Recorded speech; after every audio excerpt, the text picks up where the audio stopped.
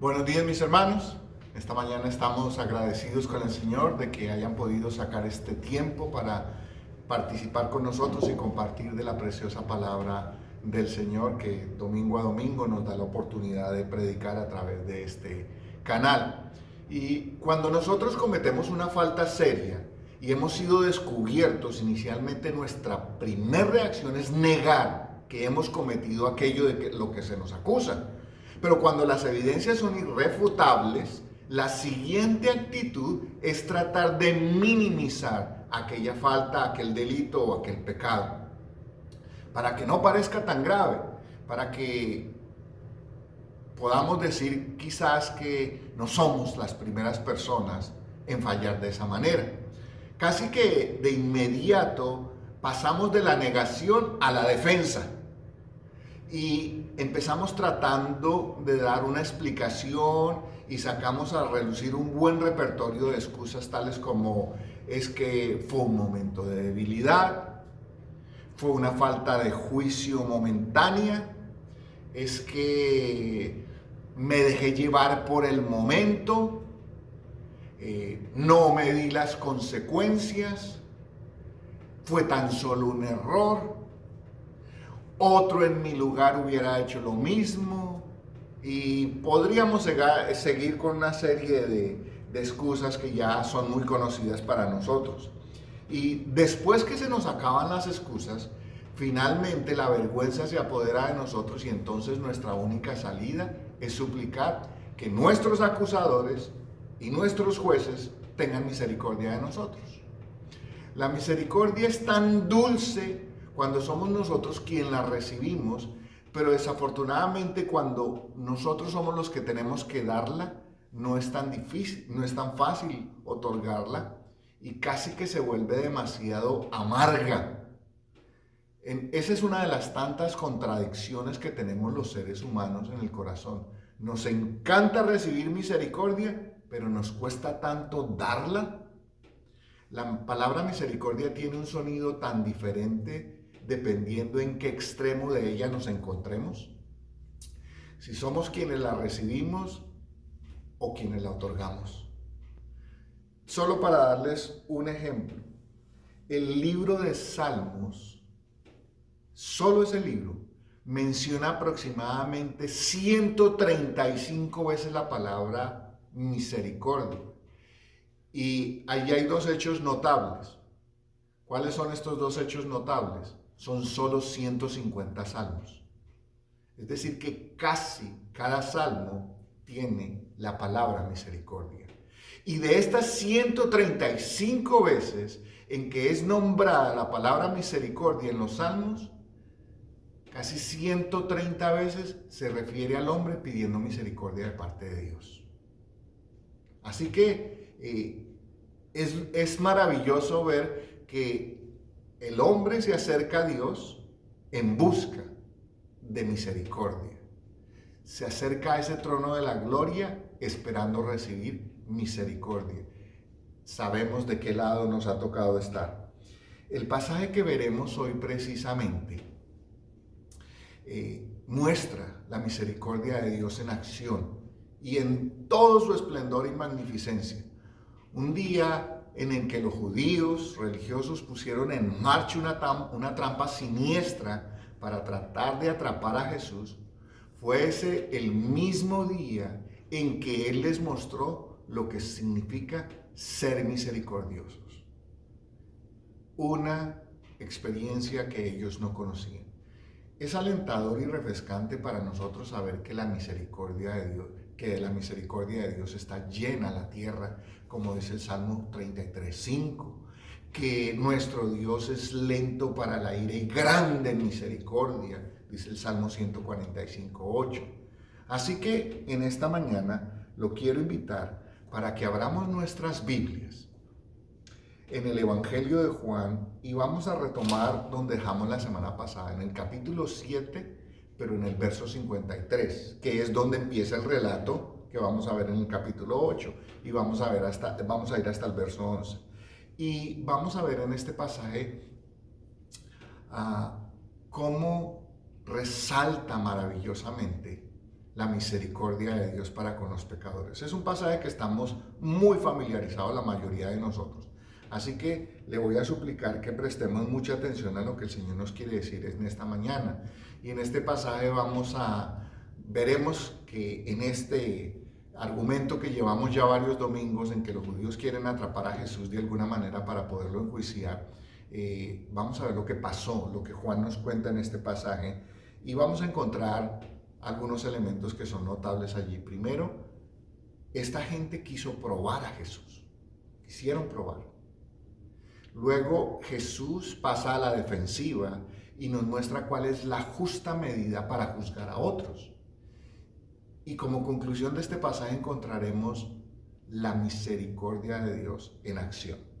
Pero antes de empezar e ir directamente al texto, es necesario hacer una aclaración, mis hermanos.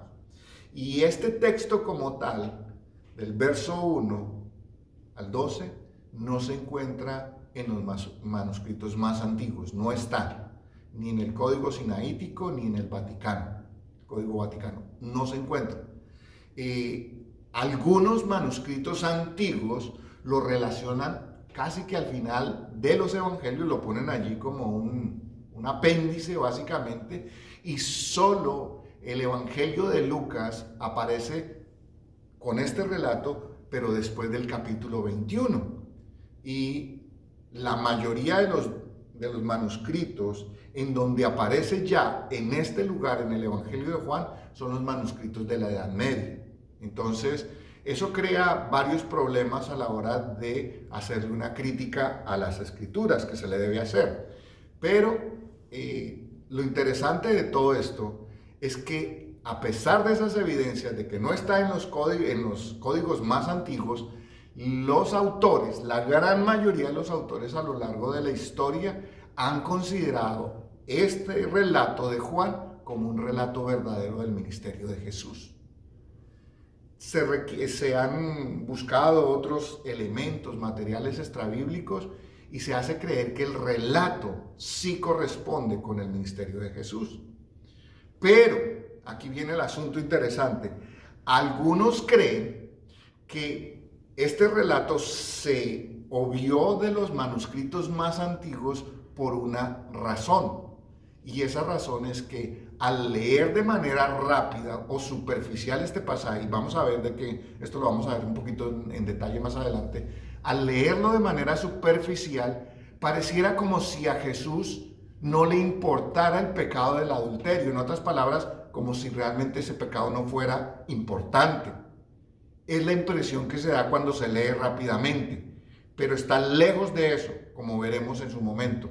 Entonces, ese es uno de los argumentos que los teólogos dicen, quizás por eso se sacó, porque en los primeros siglos hubiera dado esa impresión de que no importaba qué pecado se cometiera, Jesús lo había tomado, especialmente en lo que se refería, al adulterio, muy fácil, muy superficial.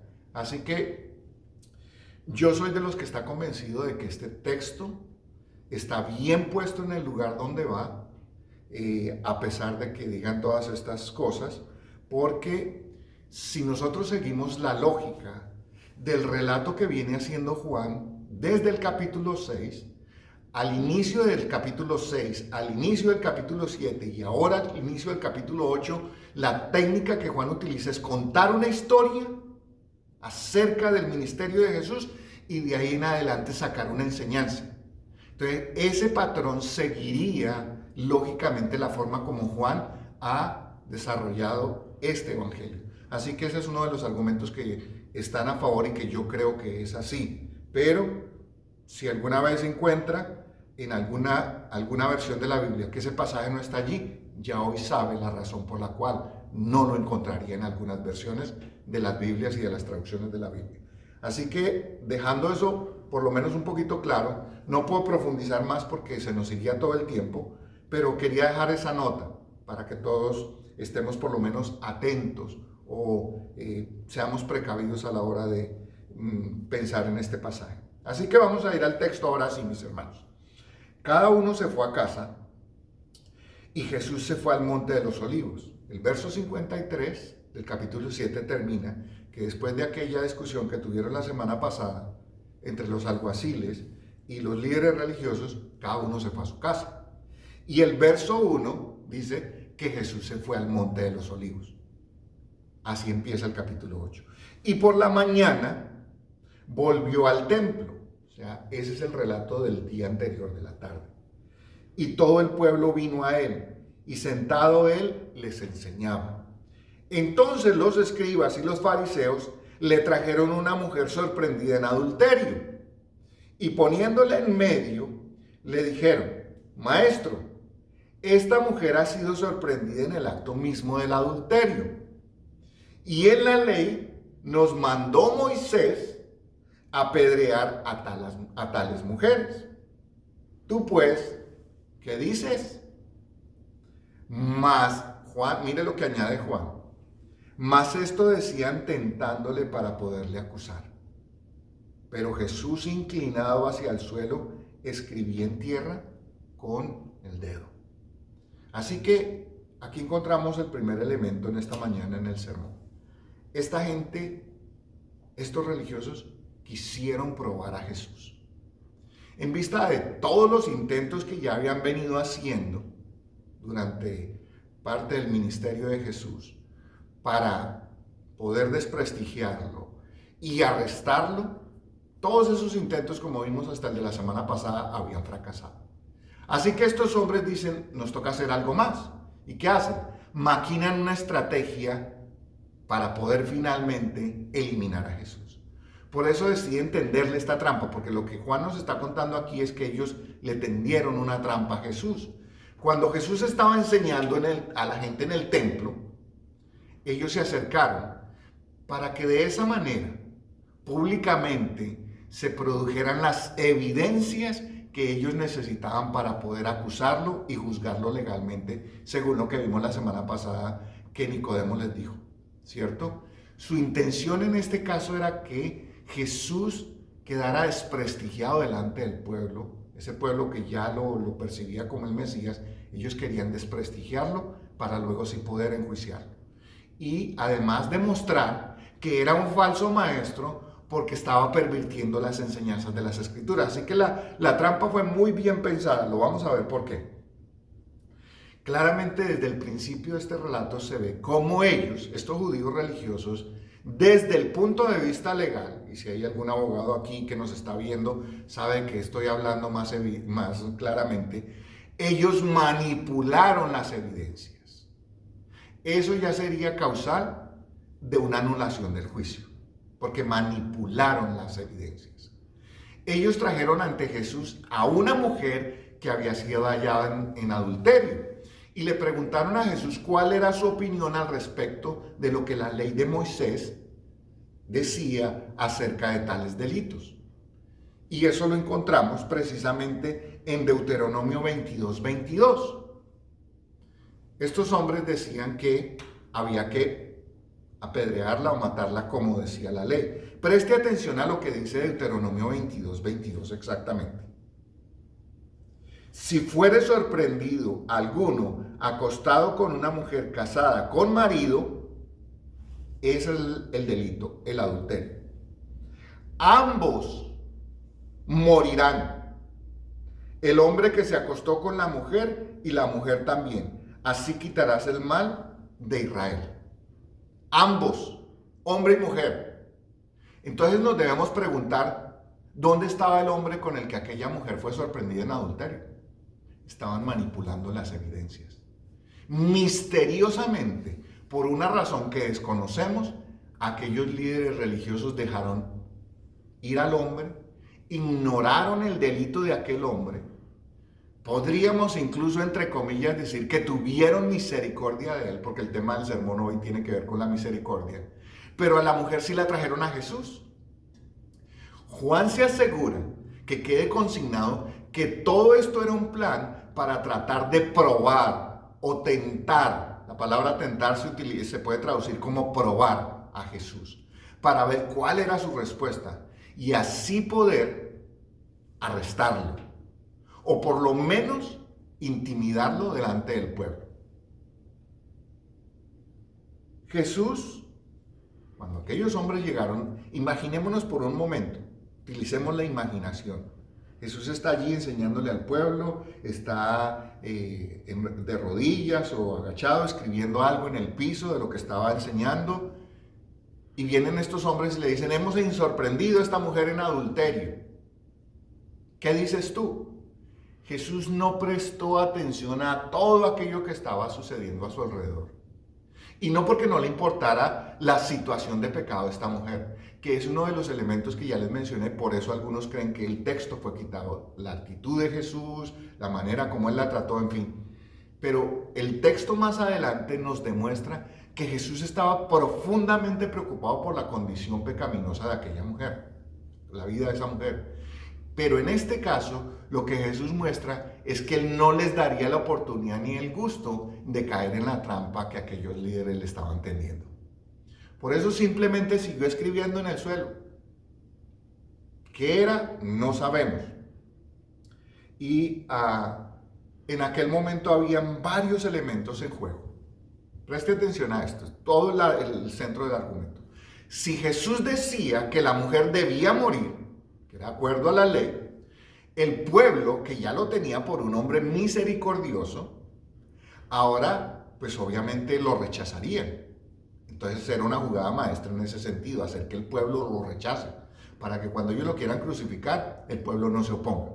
De igual manera, o por el mismo lado, por la misma línea de argumento, si Jesús decía que aquella mujer merecía morir, entonces él se convertiría en un criminal ante la ley romana, que prohibía que ningún judío podía sentenciar y ejecutar a un criminal. ¿Sí ve? Entonces por ese lado tampoco Jesús quedaba en una buena posición. Y si él decidía exonerarla, decirle, no, eso no es algo que tenga mucho problema o lo que sea, los judíos utilizarían ese argumento para decir, mire, nos está enseñando a quebrantar la ley de Moisés, que claramente señala que ella debe morir. Así que quedaría sentado el precedente de que el adulterio no era tan grave como los religiosos decían. Parece ser que desde ese punto de vista, estos judíos religiosos se sentaron y pensaron muy bien su trampa para no dejarle una salida a Jesús. El hecho de que Jesús, ante la acusación contra aquella mujer, siguiera escribiendo, sugiere o ha despertado más bien a través de la historia un sinnúmero de argumentos. ¿Qué estaba escribiendo? Jesús estaba escribiendo algo acerca de los religiosos. Jesús, no lo sabemos, son especulaciones. No estamos seguros de por qué Jesús no levantó la mirada inmediatamente, por qué no dejó de escribir. No lo sabemos. Lo cierto es que con aquel gesto mostró indiferencia ante los religiosos, porque conocía las intenciones malvadas y perversas, porque en realidad aquellos hombres habían convertido a esa mujer en un accesorio de su odio hacia Jesús. Pero con aquel gesto Jesús también empezó a manifestar, y aquí es donde se torna todo este argumento maravilloso, la plenitud y la belleza de la misericordia divina, que no se escandaliza ante los pecados más bochornosos de los hombres.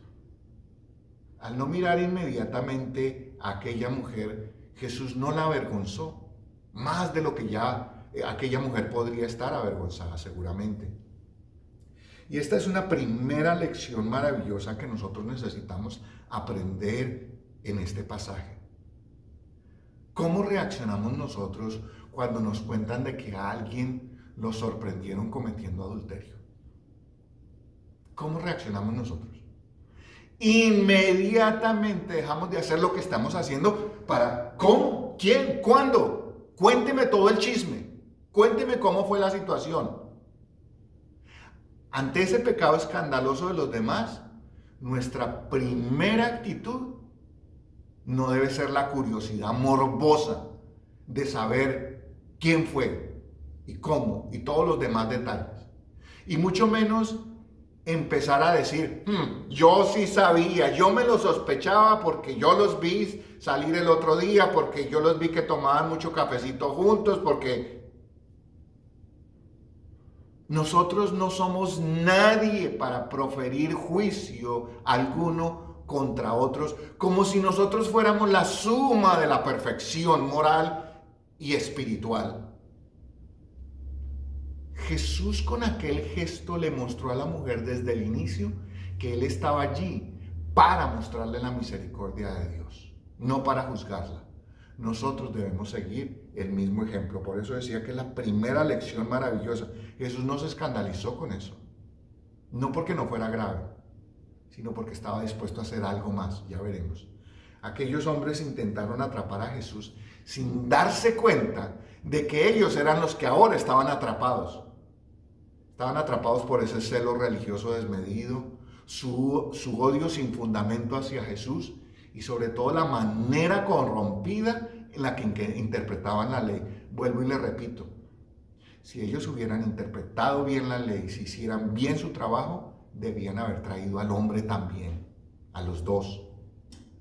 Ahí estaba la evidencia de esa maldad e incapacidad con la que ellos juzgaban constantemente al pueblo.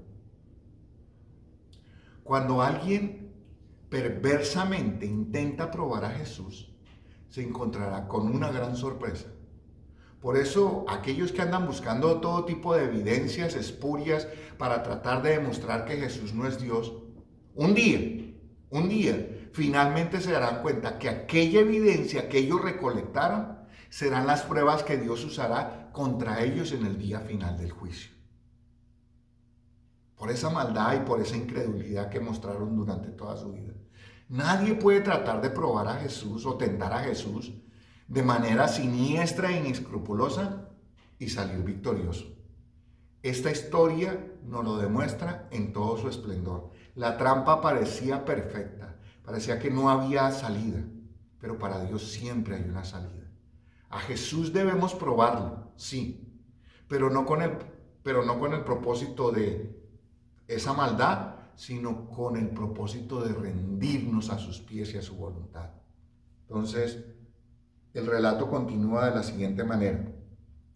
Y como insistieron en preguntarle, o sea, como la primera vez no bastó que Jesús les prestara atención, se enderezó y les dijo, aquí viene la frase central de esta palabra, de este mensaje y de las escrituras en pleno. El que de vosotros esté sin pecado, sea el primero en arrojar la piedra contra ella. E inclinándose de nuevo hacia el suelo, siguió escribiendo en la tierra. Solo pronunció una frase y continuó haciendo lo que estaba haciendo, escribiendo en el suelo. Pero continúa la escritura, pero ellos, al oír esto, acusados por su conciencia, salían uno a uno, comenzando desde los más viejos hasta los postreros. Y quedó solo Jesús y la mujer que estaba en medio. Vuelvo y le repito, trate de imaginarse esta escena. Aquella gente siendo enseñada por Jesús, vienen estos hombres, traen una mujer, le dicen, la hallamos en adulterio, que es un pecado escandaloso. Jesús les dice, bueno, pues el que esté libre de pecado, que tire la primera piedra. Uno a uno se van y entre toda aquella gente, tanto los que estaban enseñando como los que vinieron a acusar a la mujer, todos se fueron y quedó aquella mujer y Jesús. Preste atención. Ante la insistencia de aquellos hombres para que Jesús les diera una respuesta, ante la circunstancia que ellos le estaban presentando, el Señor les daría una respuesta.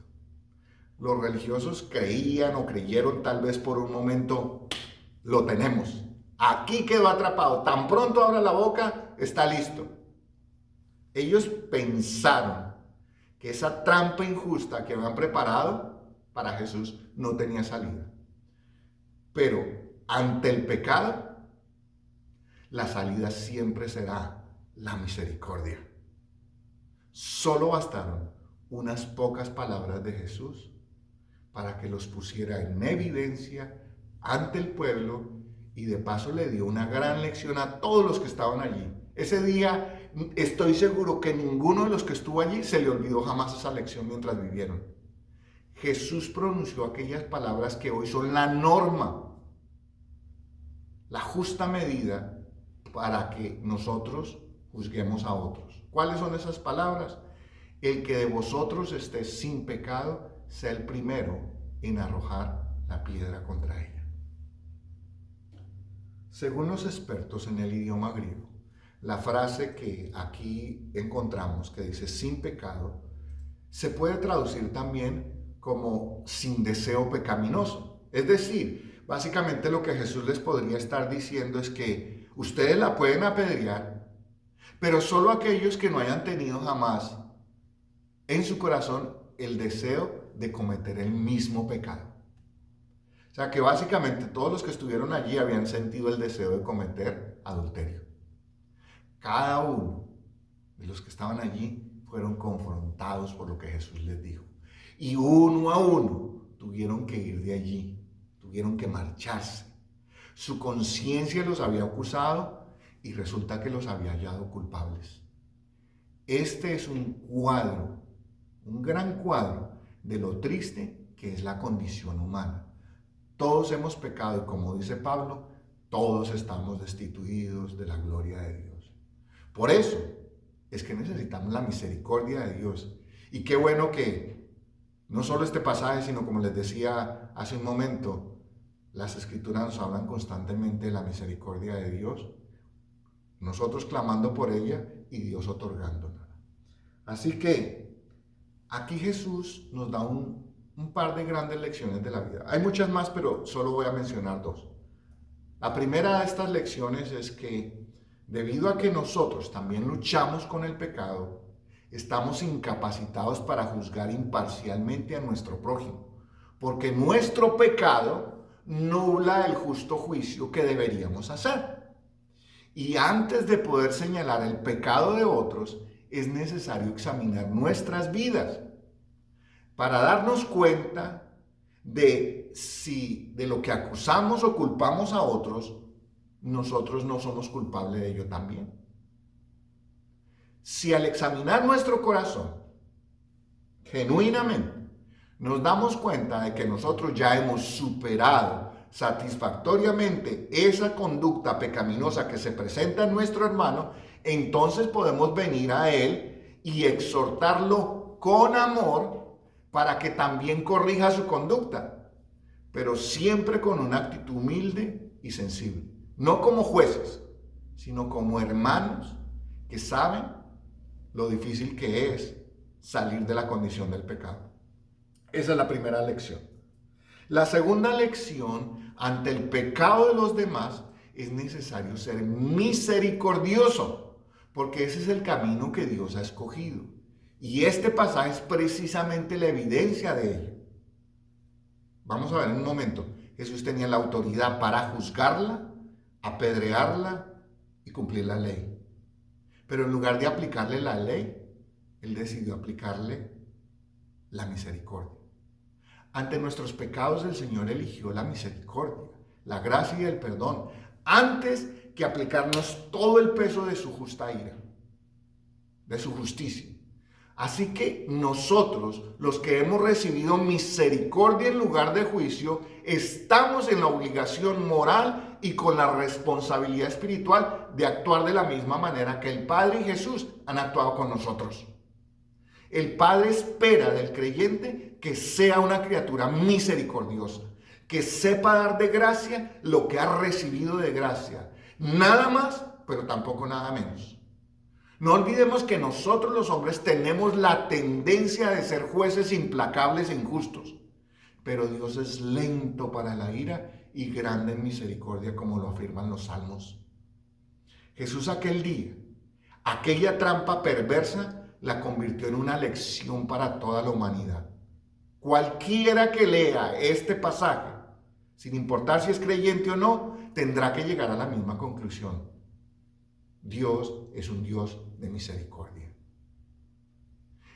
Es tal la enseñanza que este pasaje nos da que estas palabras de Jesús, estas pocas palabras de Jesús registradas en este texto, se han convertido en un proverbio popular. Y es la justa medida o la medida correcta con la que se debe ejercer el juicio. El que esté libre de pecado, que tire la primera piedra.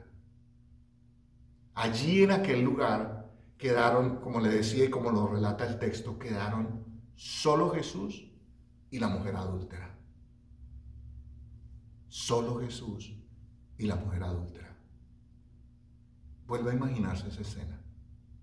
Después de haber tanta gente, solo Jesús y la mujer adúltera. Agustín de Hipona, uno de los doctores de la iglesia, comentando acerca de este pasaje, dice de manera maravillosa que en aquel lugar, y estas son las palabras de él, quedaron solos una gran miseria y una gran misericordia. Cada ser humano, tarde o temprano, estará frente a Jesús con su vergüenza y su miseria. Y en aquel momento podrá recibir la infinita y maravillosa gracia y misericordia de Dios. Pero hay una condición.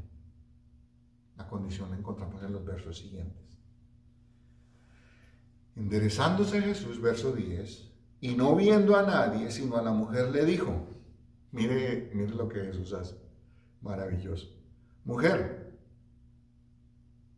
¿dónde están los que te acusaban?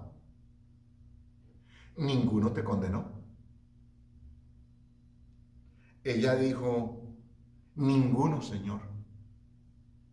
Entonces Jesús le dijo, preste atención, ni yo te condeno, vete y no peques más. Aquí en este pasaje es donde vemos la misericordia de Dios en acción, no como un concepto, sino en acción. Aquella escena que empezó con gran tensión y alboroto y la ilusión por parte de los religiosos de finalmente atrapar a Jesús y librarse de él, terminó en un momento sublime, en donde la misericordia de Dios brilló con todo su esplendor. La intención perversa de aquellos hombres al traer a aquella mujer para ser juzgada le brindó a Jesús una oportunidad maravillosa de mostrar en la práctica lo que Él venía a revelarnos, que la misericordia y el amor de Dios son infinitos e incomprensibles para el corazón del pecador. Una de las funciones principales de aquellos religiosos y líderes era juzgar correctamente al pueblo, aplicarles la ley correctamente. Pero ellos convirtieron aquella responsabilidad en un espectáculo grotesco y vergonzoso. ¿Por qué? Porque exhibieron públicamente a aquella mujer. Y reitero, no trajeron al hombre. Y como dice el dicho, para bailar tango se necesitan dos. Claramente nos podemos dar cuenta que la intención de aquellos hombres en ningún momento fue juzgar correctamente a aquella mujer, sino utilizarla para sus perversas intenciones. Aquella mujer, para ellos, era simplemente la carnada que querían utilizar para atrapar a Jesús. Para ellos esa mujer no valía nada. Pero cuando fueron confrontados con la condición pecaminosa de sus corazones, porque ellos también probablemente habían deseado a esa misma mujer o a otra mujer, no tuvieron otra alternativa que ¿qué? Uno a uno y en silencio. Y me imagino con toda cautela marcharse, como haciéndose el que nunca había estado allí, solo estaba de paso. Podríamos decir que los que vinieron a apedrear a la mujer y de paso a Jesús salieron apedreados. Jesús les había dado una pedrada certera en el corazón y sobre todo en el ego.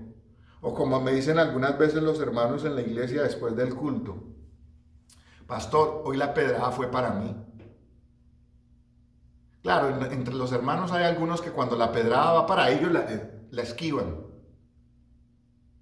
Yo creo que así se sintieron aquellos religiosos, apedreados. Jesús ahora se dirige a la mujer y le pregunta, mujer, ¿dónde están todos los que te acusan? ¿Ninguno te condenó? La mujer respondió que ninguno se había quedado para acusarla ni para apedrearla. Lo que Jesús hizo a continuación debe interpretarse correctamente. De lo contrario, podríamos quedar con la impresión de que el pecado no es un asunto tan grave, porque Jesús no le dio mayor importancia, y esa era la referencia que hacía al principio cuando les explicaba acerca de por qué tal vez este pasaje no está en los textos más antiguos.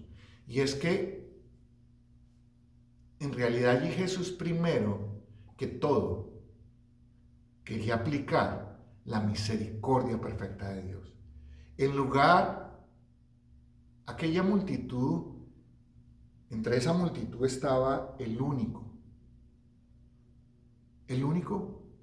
que podía arrojar piedras a esta mujer si quisiera, porque en Jesús no había pecado. Él era el único que estaba libre de pecado y podía haber tirado una y dos y tres y las piedras que hubiera querido hasta que aquella mujer hubiera caído muerta.